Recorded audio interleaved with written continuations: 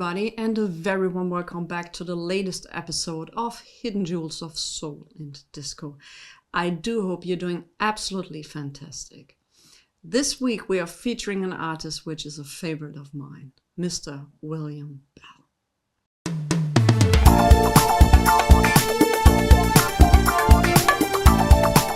Why William Bell and Booker T. Jones wrote the song Tribute to a King, and what famous Christmas song did they both also write? Well, we'll discuss this after some needle drops.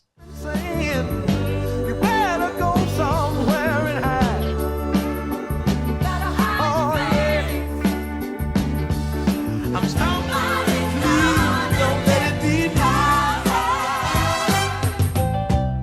Now we try to keep our love on a friendly. I was a king with my kingdom in my dream, and I called for you to sit beside my throne. William Bell was born in 1939 in Memphis, Tennessee, and his musical roots were all in gospel music. He considers the Soul Steers, which were led by Sam Cooke, as a major influence. When he was just 10 years old, he started to write songs, and one of his earliest songs is Alone on a Rainy Night. When he was 14, he took part in many talent shows around the Memphis area, and he kind of made a name in the club scene for him. In the late 50s, he recorded his first song, actually in 1957, when he's part of the group Del-Rios. But before that, he remembers very, very clearly when he was a young child, he sneaked into the shows where Rufus Thomas was appearing. So he watched behind the curtain how Rufus was doing his shows. And sooner or later, he was backing up Rufus. So when he recorded his first single, also the backing group of Rufus Thomas was helping out in the studio and creating the instrumental track for that single. That single release got the attention of a new record label, and this label was known as Stax. So William Bell was actually one of the first artists to be ever signed to Stax. And he released a couple of singles, but he went into the military, and when he was on break from the military, he continued to record. But his career really took off when he left the military. In 1967, this was a very, very tragic year in many aspects, but also very personal for William. He was a very good friend with a fellow recording artist from Stax Records, and this person was Otis Redding. Actually, William was supposed to be on the same tour with Otis, and they were also supposed to be on the same plane. But the weather got so bad that William's show was cancelled, and therefore he was not on the plane. When Otis died, he teamed up with Booker T. Jones to release the single A Tribute to a King, to express what he felt towards Otis Redding. Also in that year, he released his first record, which was called The Soul of a Bell. And this got quite successful. So in 1969, he released his follow-up album, which was called Bound to Happen. In the same year, he once again teamed up with Booker T to write and release a song which is his most covered song and a worldwide known Christmas song. It's called Every Day Will Be Like a Holiday, and it's now, I have here now the version of Thomas East and William Stuckey, and it's a tremendously great recording. In 1971, he released his next album on Stax, and it was called Wow. And all I can say about it, it is wow. From the beginning to the end, an absolutely astonishing record.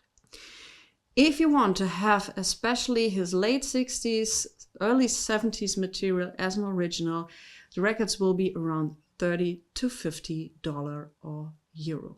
It's not super cheap, but also not super expensive to get them as original recordings. And also the needle drops you've heard in the beginning are taken from this album.